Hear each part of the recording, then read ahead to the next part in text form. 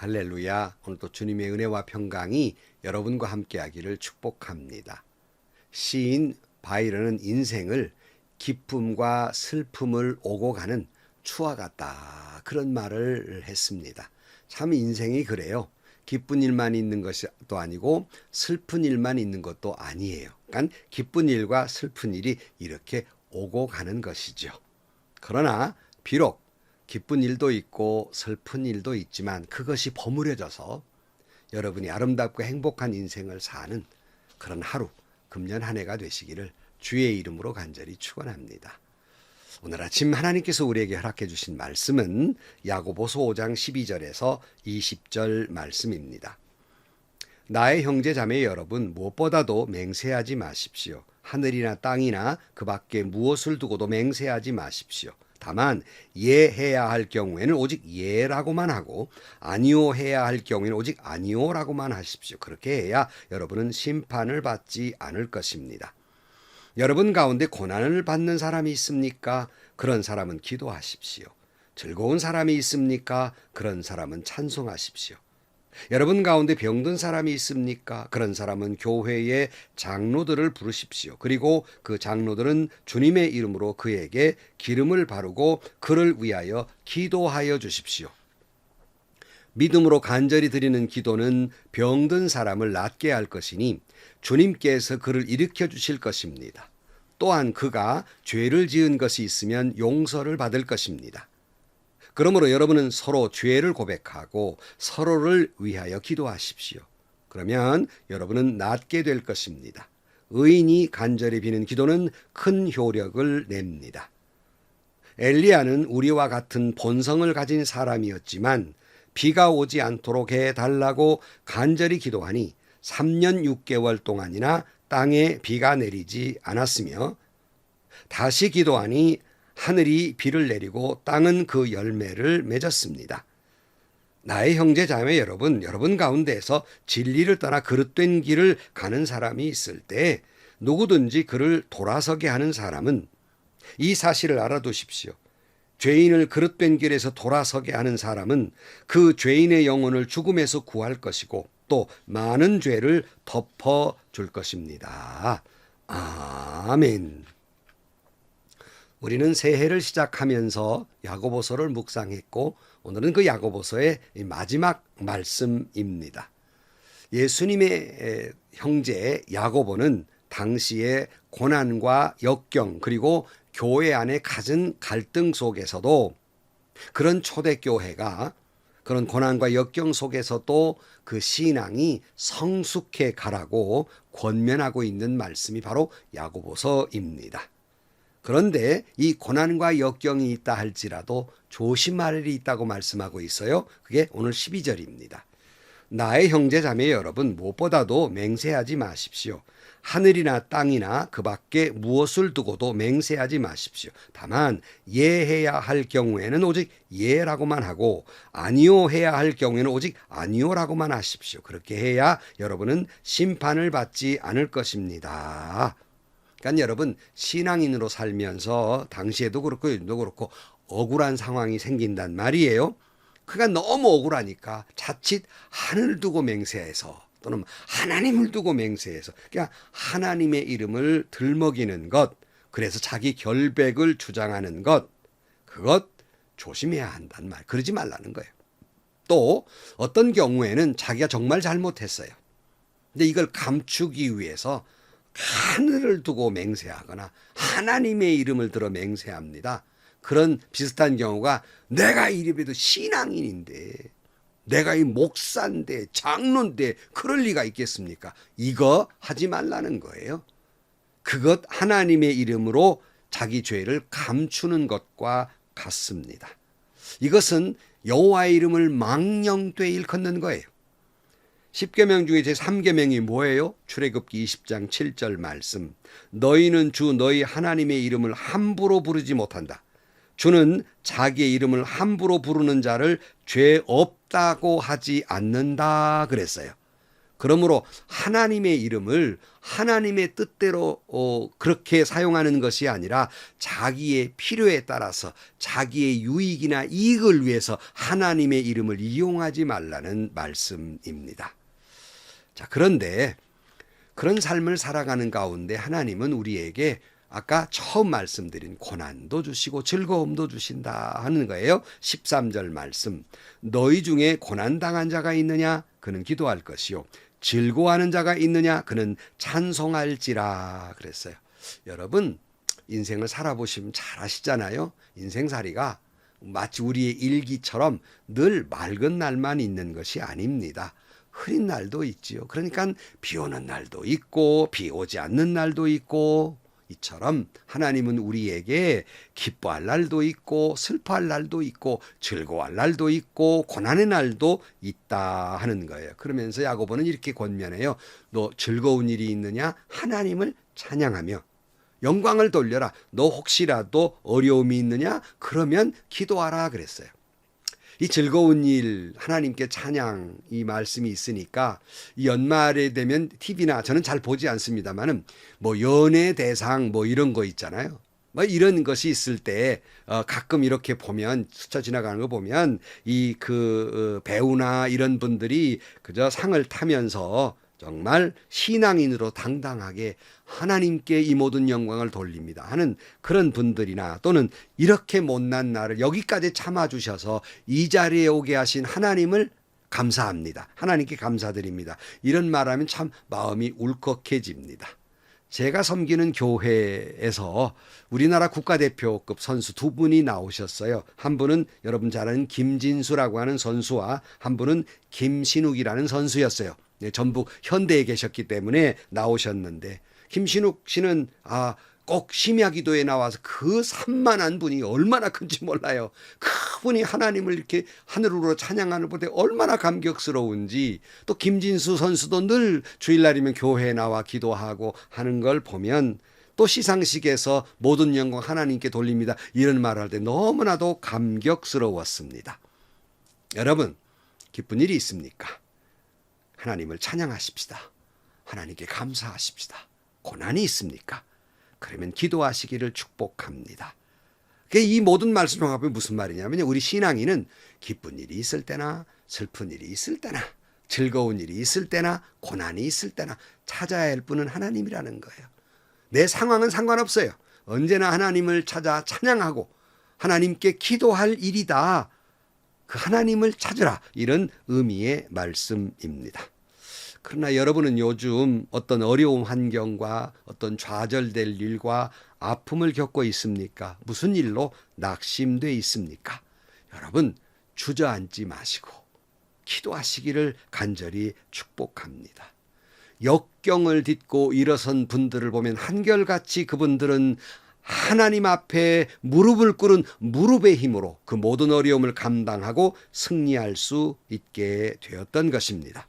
오늘 본문 말씀처럼 균형이 잘 잡혀야 돼요. 즐거운 일 때는 하나님을 찬양하고, 잘 인생이 풀리지 않아서 고난이 있을 때는 하나님 앞에 기도하고, 이 균형이 잘 잡아져야 하는 것입니다. 구약의 영웅 그러면 다윗을 들 수가 있습니다. 그는 인생에 수많은 역경과 고통이 있었어요. 참 기가 막힌 일들을 많이 당했죠. 그러나 그는 하나님께 무릎을 꿇는 기도의 힘으로 그 모든 사명을 극복한 사람입니다. 그래서 그는 이렇게 간증하지요. 시편 18편 6절 말씀에 내가 환난 중에서 여호와께 아뢰며 나의 하나님께 부르짖었더니 그가 그의 성전에서 내 소리를 들으시며 그의 앞에서 나의 부르짖음이 그 귀에 들렸도다 그랬어요. 여러분, 역경 가운데서 무릎 꿇고 기도하십시오. 하나님이 은혜를 주실 것입니다. 감당할 능력도 주실 것입니다. 승리하게 될 것입니다. 자, 오늘 보면 14절 말씀. 여러분 가운데 병든 사람이 있습니까? 그런 사람은 교회의 장로들을 부르십시오. 그리고 그 장로들은 주님의 이름으로 그에게 기름을 바르고 그를 위하여 기도해 주십시오 그랬어요. 병든 자를 위해 기도하라 그랬어요. 얼마 전에 저희 교회의 그 장로님 딸이 결혼을 해서 제가 주례하게 됐는데, 그 부부는 의사 부부였어요. 그래서 제가 정말 그 주례 사람에서 이렇게 당부를 했습니다. 신랑 신부는 의사입니다. 참 좋은 직업을 가졌습니다. 결코 좋은 직업이라 함은 의사가 돼서 돈 많이 버는 직업이다라는 의미가 아닙니다. 두 분은 의사이고 사람의 생명을 살리는 직업입니다. 모든 직업이 귀하지만 사람의 생명을 살리는 귀한 그러한 직업입니다. 그러므로 두 분은 의사로서 기도하는 부부 의사가 되어주시기를 바랍니다. 아프고 고통스러워서 찾아오는 환자들을 위해서 기도해 주십시오. 물론 지금까지 배워온 의술과 그리고 처방으로 그리고 수술도 해야 하지만 더욱 필요한 것은 당신들을 찾아오는 환자들을 위해 기도하는 의사 부부가 되어 주십시오 하고 당부한 적이 있습니다. 저희 아버님도 외과 의사시기 때문에 수술을 많이 하셨는데 늘 수술하기 전에는 먼저 기도하시고 수술 마친 다음에는 환자 상태를 위해 기도하고 상태가 어려워지면 더 기도하시는 모습을 보면서 자라왔습니다. 여러분 꼭 의사만이 아니라 병든 자가 있습니까? 혹 어떤 질병을 걸린 자가 있습니까? 물론 의사를 찾아가 진단도 받고 처방도 받고 수술도 해야 하지만 의술도 약도 하나님이 주신 것이기 때문에 어떤 사람 믿음 좋다고 기도만 하고 수술도 안 받고 약도 안 먹는데 그거 잘못된 거예요. 여러분 의술도 하나님이 주신 것이고 약도 하나님이 주신 것이에요. 인간이 할 수 있는 일은 최대한 다 해야지요. 그러나 야고보는 더 중요한 것이 있다. 바로 그것은 기도하는 일이다 그랬습니다. 1945년 4월 12일 제2차 세계대전이 막바지로 치닫을 무렵에 미국의 제32대 대통령 프랭클린 루즈벨트가 갑작스럽게 사망을 합니다. 그래서 해리 트루먼이 대통령직을 감당하게 됩니다. 얼마나 부담이 갔겠어요. 그러니까 이분이 기자들에게 이렇게 말합니다. 하늘의 달과 별과 모든 행성들이 나에게 떨어지는 것 같습니다. 여러분 만약 일생에 한 번이라도 기도한다면 지금 나를 위해 기도해 주십시오. 그랬어요. 여러분 이 망설든 여러분에게도 제가 이렇게 간곡히 부탁을 해요. 여러분 저를 위해서 기도해 주십시오. 아니 나아가서 여러분 물론 내 부모 형제를 위해 기도하지만 병든 자를 위해서 기도해 주십시오. 단 한 번만 기도할 기회가 주어진다면 바로 여러분 그런 자들을 위해 기도하기를 축복합니다. 16절 말씀. 그러므로 여러분은 서로 죄를 고백하고 서로를 위하여 기도하십시오. 그러면 여러분은 낫게 될 것입니다. 의인이 간절히 비는 기도는 큰 효력을 냅니다. 그랬어요. 근데 기도는 하는데 병든 자를 위해 기도하는데 서로 죄를 고백하면서 기도하라 그랬어요. 이 말은 무슨 의미일까? 나름대로 제가 해석하는 것은 우리가 병든 자를 기도할 때 나는 의인이고 당신은 죄인에게 병들었지 내가 기도해 줄게 이런 심정으로 해서는 안 된다는 거예요. 나 같은 죄인이 주님의 이름으로 그냥 기도할 뿐입니다. 뭐 내게 무슨 치유의 능력이 있겠습니까? 그럴 만한 능력이 있겠습니까? 나는 죄인일 따름입니다. 그러나 하나님의 능력이 우리가 기도하면 역사할 것입니다. 그 하나님의 은혜만 믿고 나는 기도합니다. 이런 마음으로 간절히 기도하면 역사가 일어날 거란 거예요. 무슨 뭐 기도원 원장이 기도하면 잘났고 뭐 어느 목사님 무슨 치유의 능력이 있고 여러분 예수님도 병든 자를 치료할 때 내 믿음이 너를 구원했다 그랬지 내가 네 병을 고쳤다 이런 말씀한 적이 한 번도 없어요. 그러므로 여러분 나는 죄인이다 하는 마음으로 기도하셔야 되는 거예요. 그러면서 야고보는 고난 중에서 인내하라고 지난번에 12절 말씀에 보면 욥을 들어서 설명했거든요. 오늘은 그 기도하라는 말씀을 하면서 엘리야를 예로 들고 있어요. 17절 말씀. 엘리야는 우리와 같은 본성을 가진 사람이었지만 비가 오지 않도록 해달라고 간절히 기도하니 3년 6개월 동안이나 땅에 비가 내리지 않았다. 다시 기도하니 하늘이 비를 내리고 땅은 그 열매를 맺었습니다. 그랬어요. 여러분 엘리야는 기도했더니 3년 6개월 비가 오잖아요. 또 다시 기도했더니 비가 왔어요. 근데 강조하는 것은 뭐 그런 놀라운 기적이 났다 이런 걸 강조하려는 것이 아니에요. 적어도 야고보서에서는 강조하고 있는 내용은 그는 우리와 똑같은 사람이었다.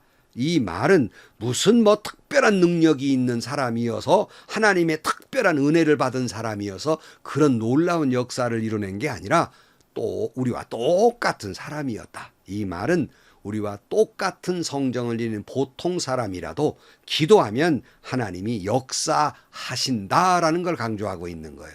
다시 말씀드리지만 기도원 원장이 암도 낫게 하고 죽은 자도 살릴 정도로 그런 소문이 난 분들이 계신데 그럴 수도 있겠지만 꼭 그런 분이나 한무개 목사님한테 기도받아야 된다, 꼭 그런 것이 아니라 평범한 사람 누구나 병든 자가 있으면 기도할 것이요, 기도하면 하나님이 치유의 역사가 일어나게 될 것입니다. 그리고 야고보는 마지막 당부를 해요. 19절 말씀. 나의 형제 자매 여러분 가운데에서 진리를 떠나 그릇된 길을 가는 사람이 있을 때 누구든지 그를 돌아서게 하는 사람은 이 사실을 알아두십시오. 죄인을 그릇된 길에서 돌아서게 하는 사람은 그 죄인의 영혼을 죽음에서 구할 것이고 또 많은 죄를 덮어줄 것입니다. 그랬어요. 여러분, 고난과 역경 속에 있다 보면 진리를 떠나는 사람, 그러니까 믿음에서 떠나는 사람이 있기 마련입니다.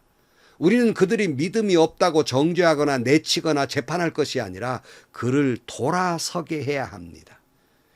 죄인 하나를 돌아서게 하면 하나님이 얼마나 기뻐하시는지 모릅니다. 근데 오늘날 교회는 말씀을 가지고 재단하고 판단해서 믿음에 이게 좀 과락이다 그러면 고난과 역경 속에서 혹시 믿음이 연약해 흔들려서 죄를 지었다고 하면 재판하고 정죄하고 비웃을 것이 아니라, 그런다고 또 저런 사람 우리 교회에 두면 질서가 깨진다고 쫓아낼 것이 아니라, 여러분, 그러면 교회는 재판소잖아요. 교회는 재판소가 아닙니다. 당연히 하나님의 진리의 말씀을 지켜야 하고 당연히 죄 많은 세상에서 교회의 거룩과 질서를 지켜야 하지만 그 실행하는 방법이 재판이 아니라는 거예요. 말씀과 정관과 무슨 총의 법을 가지고 재판하는 교회는 재판소가 아니라는 겁니다. 비난하고 욕하는 것이 아니라 교회는 그 질서와 거룩을 유지하는 방법은 재판이 아니라 사랑이라는 말씀입니다. 만약 주님이 우리를 구원하시기 위해서 재판하셨다면, 정죄하셨다면 저와 여러분이 지금 믿음의 사람이 될 수 있겠습니까? 주님이 언제 정죄하셨습니까? 언제 재판하셨습니까?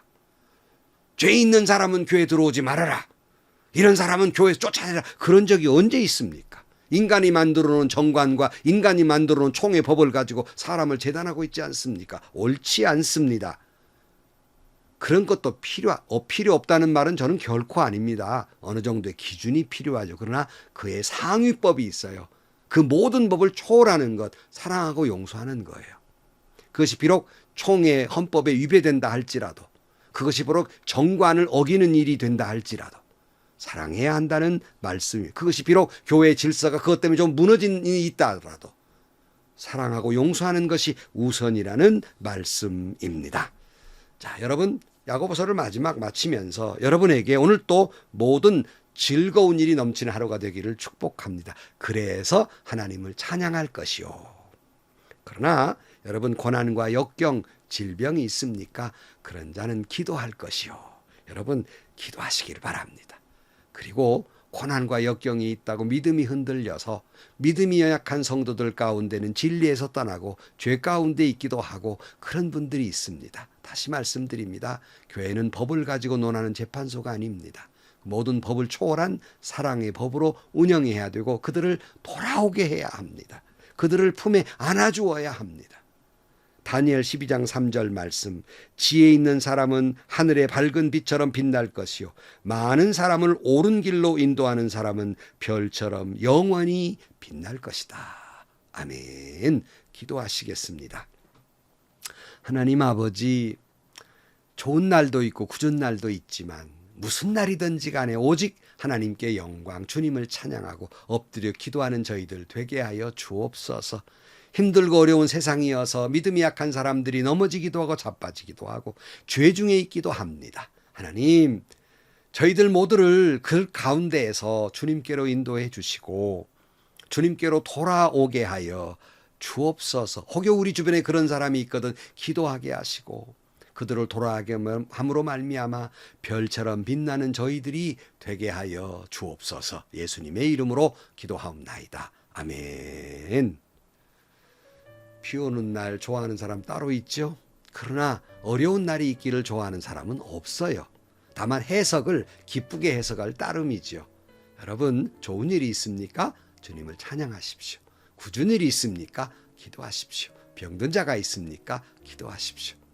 믿음에서 떠난 자가 있습니까? 정죄하지 마시고 간곡한 기도와 권면으로 그들을 주님께로 돌아오게 하십시오. 하나님이 기뻐할 것입니다. 하나님이 영광 받으실 것입니다. 하나님이 복되게 하실 것입니다. 행복하시고요. 좋은 일이 가득한 하루가 되시기를 주님의 이름으로 간절히 축원합니다.